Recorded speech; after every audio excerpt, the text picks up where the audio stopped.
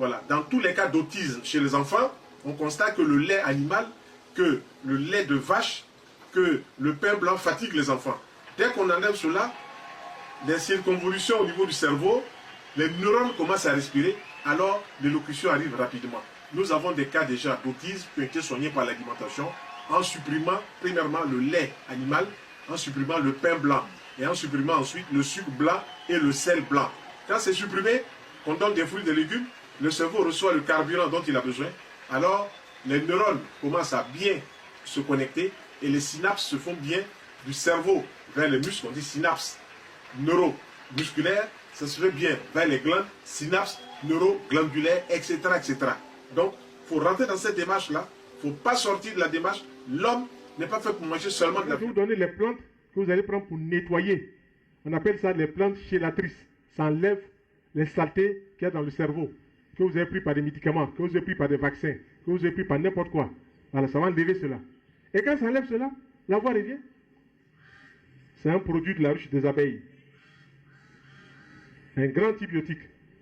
Les abeilles qui fabriquent ça, la propolis.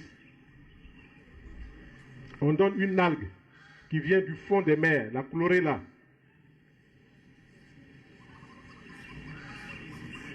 Une algue qui vient du fond des mers, la chlorella. On donne une autre algue qui apporte encore, qui en vient enlever les impuretés dans le sang, l'aphanizoménon.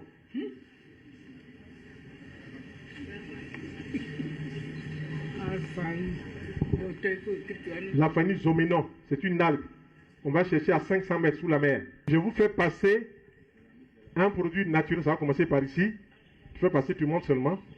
Qui lui, on donne ça, on écrase le coriandre. Graine, c'est marron.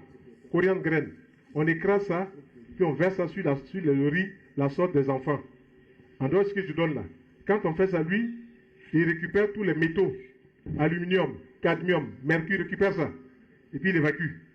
Donc quand vous suivez ce que je dis là, dans 3 mois, l'enfant commence à parler. Et après maintenant, on verra le reste. Et en plus de cela, j'ai donné 3 plantes. Le ginkgo biloba pour les facultés cognitives. J'ai donné le rooibos pour la mémoire. Et j'ai donné la pervenche pour oxygéner le cerveau. Quand on prend ça avec mon alimentation, on ne dépasse pas 3 mois. L'enfant va parler. Voilà. C'est pas petit comprimé, hein. Oh! Nous on appelle ça la sorcellerie médicale. C'est pas petit comprimé, hein. Voilà, il faut donner ce qui est cohérent, ce qui permet à l'enfant là de bien se porter. On le donne. Merci. Voilà.